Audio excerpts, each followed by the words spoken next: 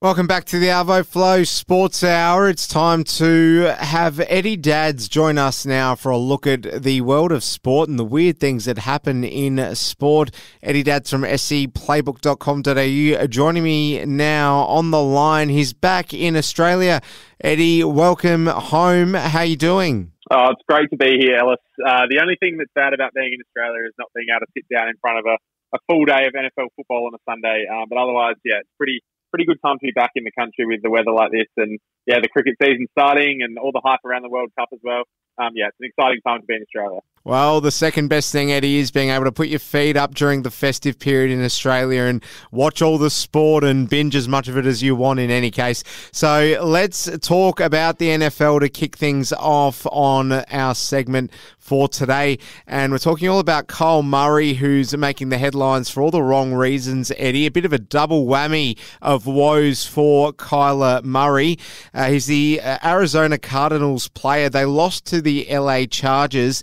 But what is more concerning for him on a personal front, at least, is the post-game interview that he gave. So, bit of a, I guess, short fuse coming out here, Eddie. Yeah, this is an interesting one, Ellis, and this is turning into a bit of a disaster for the Arizona Cardinals. They handed Kyler Murray at the start of this season a $230 million extension, which incidentally had one of the funniest clauses that I've ever seen in a contract. It included a stipulation that Kyler had to complete at least 4 hours of independent study during game weeks as part of the contract. So they're essentially mandating him to be in school during the week while he's being a football player, which is remarkable. But there's been a lot of rumours around that Kyler doesn't mind playing a bit of Call of Duty, playing a bit of PlayStation games during his off days. So it's not a huge surprise that they put that in there. And yeah, he's having a really average season, Ellis. And the Cardinals are now 4-8. They're not going to play in the playoffs. And today things sort of came to a head today against the Chargers when he unloaded on the coaching stuff up to an extent and said that schematically the team was kind of F, which is pretty strong words from the quarterback of the team. I think there's something going on behind the scenes with him and head coach Cliff Kingsbury. I'm not sure this is going to end well in Arizona, Ellis. It's not an ideal situation. Oh, look, I mean, Eddie, it beggars belief, and this is actually happening all too often these days as well. But from one NFL player's woes to another, we'll go to Odell Beckham Jr., the football wide receiver who's had a bit of a nightmare, been taken off a plane, Eddie, which is, I guess, not something that we hear about all the time. But I don't know, sometimes you do hear about it with celebrities. They seem to think that they can get away with a little bit more than the regular Joe.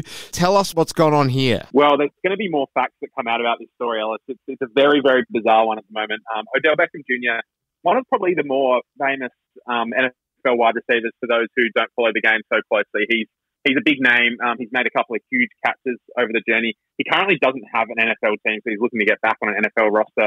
So it's fair to say this is a bit of a blow to him. He was removed from a flight at Miami International Airport today after police said that he was in and out of consciousness and refused to leave the aeroplane when asked.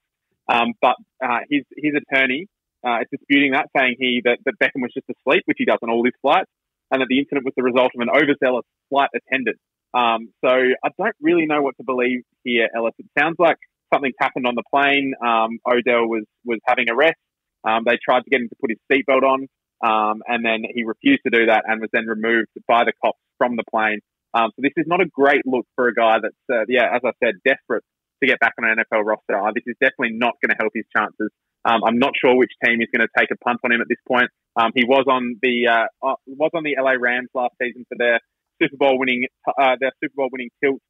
He's going to find it difficult to get back from here. But yeah, keep an eye on this story because I think there's more to come out of this. A weird day for the NFL world, that is for sure. We'll move into talking about some tennis, Eddie. The Davis Cup happening over in Malaga in Spain, and we had Australia v Canada, and unfortunately a pretty miserable night for the Aussies.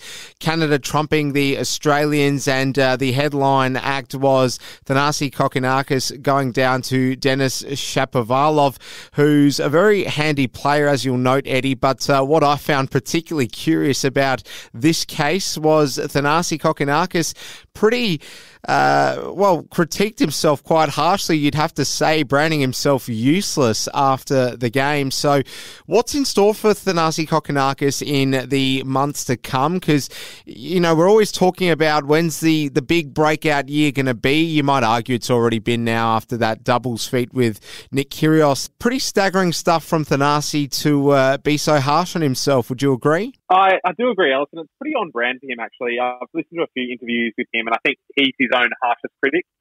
He's been really frustrated by injuries. He's had an absolutely wretched run with it. Can't get any consistency with his tennis and the time that he spends on court. We can all see the talent when he does play. But I'm really glad we're talking about the Davis Cup today because as a kid growing up, this was probably my favourite sporting event was watching the Davis Cup. I don't think any sporting event in the world over the last 10, 15 years has sort of lost its prestige as much as the Davis Cup has. They're now doing these sort of round-robin formats where every team is in the same place for a week and they play against each other. It's just not the same as it once was when, Australia's had to play France, at this in front of a screaming crowd on a clay court. They have to play 5 rubbers. It's not quite like that anymore. But I'm really proud of this Australian team. I mean, we're not the best tennis team in the world at the moment. We've got Alex de Minaur, who's really good. We've got Thanasi, who has a lot of promise. Nick Kyrgios doesn't play Davis Cup, unfortunately. We've got Jordan Thompson. So it's kind of a little group of battlers. But the team environment that Leigh Hewitt has built for this Davis Cup team is remarkable. We beat Croatia in the semi-finals the other day, and the scenes after that game were quite astounding, really, for a sport that's an individual sport for the most part. These guys are a genuine team. It was really sad to see them go down to Canada overnight. The Canadian team is, they're a lot better than us. Felix Auger-Aliassime is one of the best players in the world, as is Denis Shapovalov. So it's not a surprise that they managed to beat us. I'm hoping that the Davis Cup can pull itself back to what it once was as a sporting event because I really used to love it. And if Australia's good at it, I think the whole country will get behind them. Disappointing result. These theatrics that we see with the Davis Cup now, were they always a thing, Eddie? It almost felt like watching WWE last night with the players coming out to some entrance music and some smoke. I mean, gee whiz, it's a bit of a different, offering to what we're used to seeing with the Grand Slams, Eddie. I think this is tennis's attempt to sort of capitalise on like the T20 style of a more Americanised sporting event, with the lights and the music and the quick games. They're only playing best of 3 sets these days instead of best of 5 sets.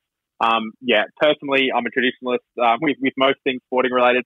I don't like it as much as I used to like the Davis Cup. If this is what it takes to get eyes back on the sport of tennis, then I guess that's a decision for the tennis decision makers. But it's not really for me. I think you can really tell though, and it's similar to sort of the Ryder Cup in golf. When these guys that play individual sports get the chance to team up and play with other teammates, you can really see how much they love it. They don't take it for granted.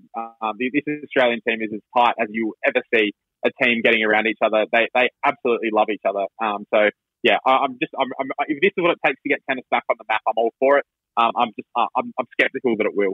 Yeah, well said. Let's move back home, Eddie, and talk about a concept that's been popping up its head for a number of years now, but we haven't really seen anything become solidified in regards to Bitcoin becoming a major player when it comes to how things work in the monetary side of professional sport. The Perth Heat, really an unprecedented move, going with Bitcoin as a means for players if that is the remuneration that they would like to seek. And there's also opportunities for fans to buy merchandise and other amenities in the stadium when it comes to paying with Bitcoin as well. So we did see that Perth Glory, Eddie Dads, from the A-League were rumoured to be bought out by a Bitcoin firm a couple of years ago, and there was all kinds of talk that this was kind of going to be the roadmap should it get green-lighted. It didn't in the end, but we are now going to see it with the Perth Heat. So what do you make of this one? Yeah, it's becoming a bit of a trend, Ellis. I think that trend has probably been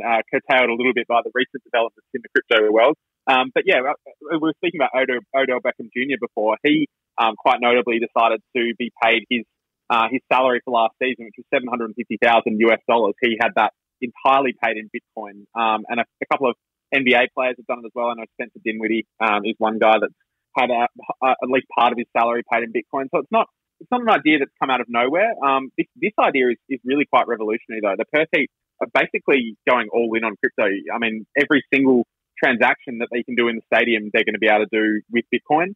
As you said, they're going to do this system where if a player hits a home run, for example, you can basically donate to that player via Bitcoin, which is very interesting. The Perth chief executive compared it to in minor league baseball, they used to pass around a hat for people to put coins in for certain players. It's a really, really interesting concept. I mean, I'm all for this sort of innovation in the sporting world, especially with a sort of code in Australia that is still trying to take off in baseball. It hasn't really hit at any point over here. The Australian Baseball League, they've had some really big financial issues over the last couple of seasons with COVID. So, I mean, I'm interested in the concept. I'm skeptical about how it will actually play out. I personally wouldn't be getting my salary paid in Bitcoin, but yeah, I guess that's a decision for certain players to make. But yeah, what do you make of it? Do you see this becoming a trend in other sports and other codes and other franchises as well? I'm not entirely sure why, but I feel like it feeds into the narrative that you're sort of touching on there with regards to, well, it's not a sport that's blessed with riches, so might as well try and take some other avenues when it comes to, I guess, popularising the sport and trying to lure some talent as well, perhaps.